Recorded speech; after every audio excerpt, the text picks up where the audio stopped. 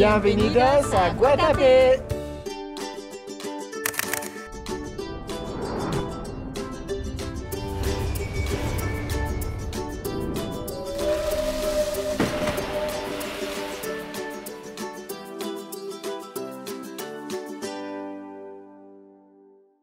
Comme nous, le soleil a fait sa grasse matinée et il est enfin de sortie. Et on part visiter la ville colorée de Guatapé. Situé à 2 heures de route de Medellín, Guatapé se trouve sur les bords du lac El Peñol.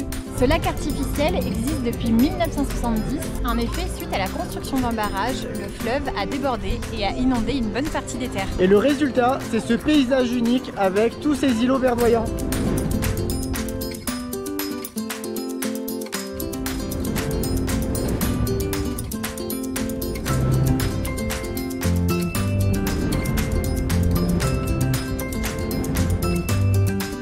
Mais alors la question qu'on se pose, c'est d'où viennent toutes ces couleurs à Guatapé? L'histoire raconte que Guatapé est devenu ce qu'il est grâce à un artiste du village, José María Parra, qui dans les années 1920, à l'occasion de Pâques, a décidé de repeindre toute sa maison. Et les voisins ont trouvé ça tellement cool qu'ils ont décidé de faire la même chose.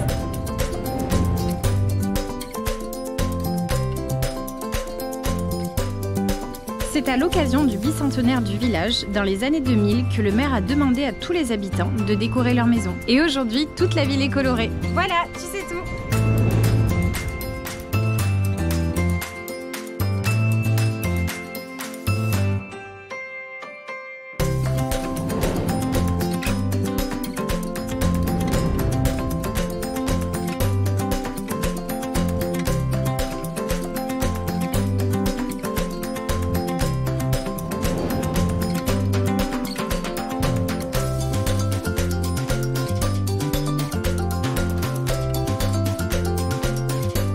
C'est très joli Guatapé, c'est très coloré. On y découvre les fameux zócalos en bas de chaque maison. Il y en a là, et là aussi.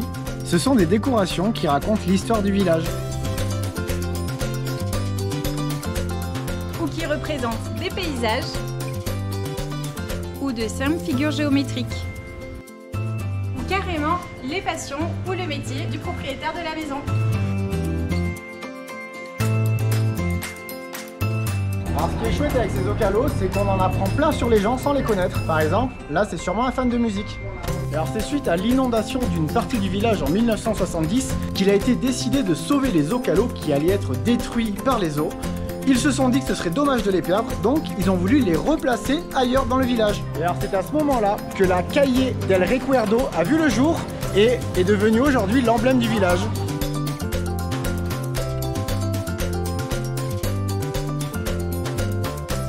Et est blindé de touristes. Est-ce que tu peux me présenter cette personne? Alors les zócalos en bas des maisons, ils se font pas tout seuls. C'est fait par des messieurs qui s'appellent les zócaleros.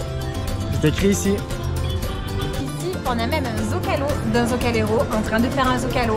Tu m'as suivi?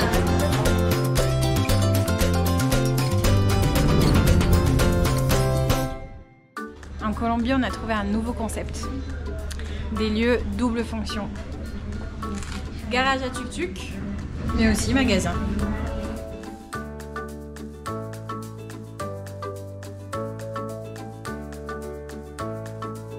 Toujours en train de manger.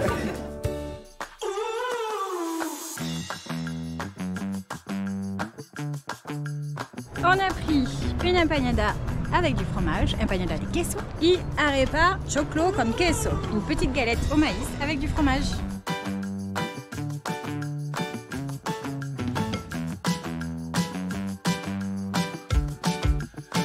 On va aller là-haut. Alors dans la visite de Guatapé, on ne peut pas manquer le célèbre rocher, la Piedra El Peñol, qui est juste là derrière nous. Mais alors Jamy, comment ce rocher est arrivé là?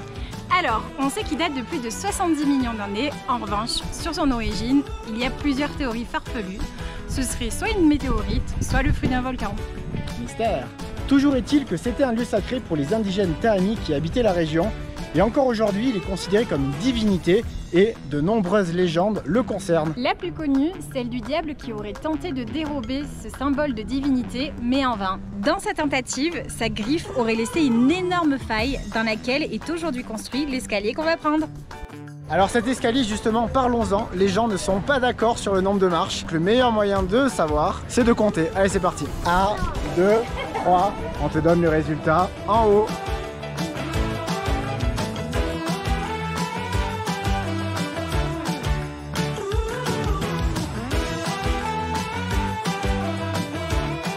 Nous voilà finalement arrivés en haut de ce monolithe. Le verdict, nous avons compté 708 marches. De toute façon, pour mettre tout le monde d'accord, ils ont peint les numéros sur les marches. C'est clair. Toutes les 25 marches, il y a les numéros, donc plus personne ne peut se tromper.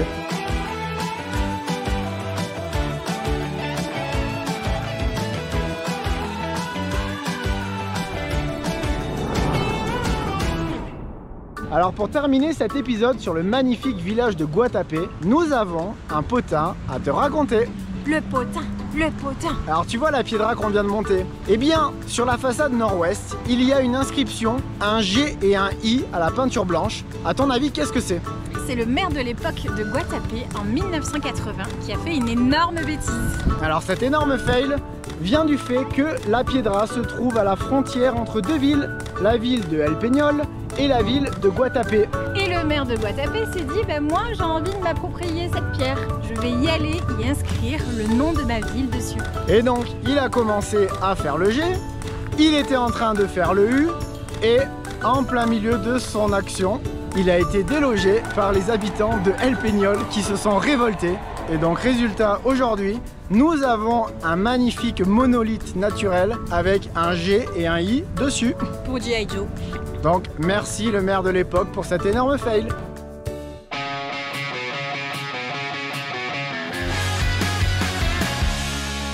On est prêt, on va visiter. C'était nul ça. Nous on est sortis du lit, le soleil il est sorti aussi de son lit.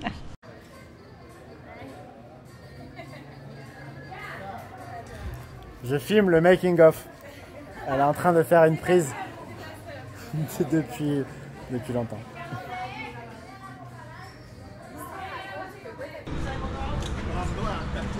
Je faisais une vidéo de la rue beau. et quelqu'un est venu m'interrompre. Je lui ai gâché sa vidéo. C'est la rue des Instagrammeurs Exactement. dans les coulisses des films.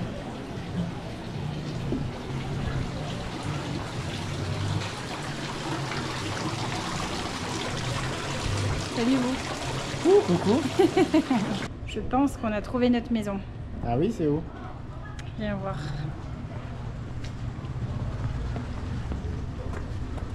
Ah mais oui. La passion de ces propriétaires-là, c'est sûrement l'océan. Oui. Et alors Guatapé, c'est un des villages les plus colorés de Colombie. Et j'ai oublié ce que j'avais à dire. Les fameux... J'allais dire Guatapé. On y découvre grâce à un artiste du village qui... J'ai oublié son nom. J'ai trouvé la deuxième maison du Bebs. Décidé de sauver les Zocalos qui allaient être...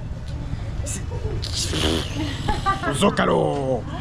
De sauver les Zocalos qui allaient être détruites. Détruits ou détruites? Est-ce qu'on dit un Zocalo ou une Zocalo? Un Zocalo, même si moi j'ai envie de dire une. Ouais. C'est un, On a envie de dire une Zocalo. ouais, tu peux prendre tes petites peintures. C'est un Zocalo. Un Zocalo. Un Zocalito. Ça, c'est notre troisième maison. La nourriture. Le glace, le pain, les donuts, les empanadas, le fromage.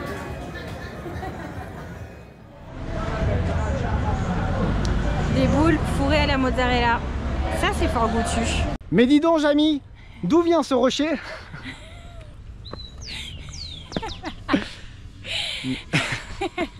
Regarde, ça là, ça tu vois là-bas, ça, c'est excellent.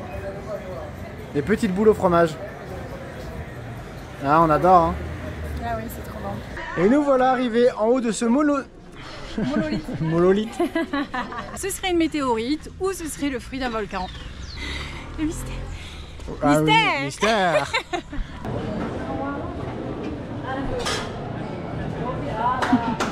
Dans sa tentative, c'est dur à dire. Ouais, on va taper la pause.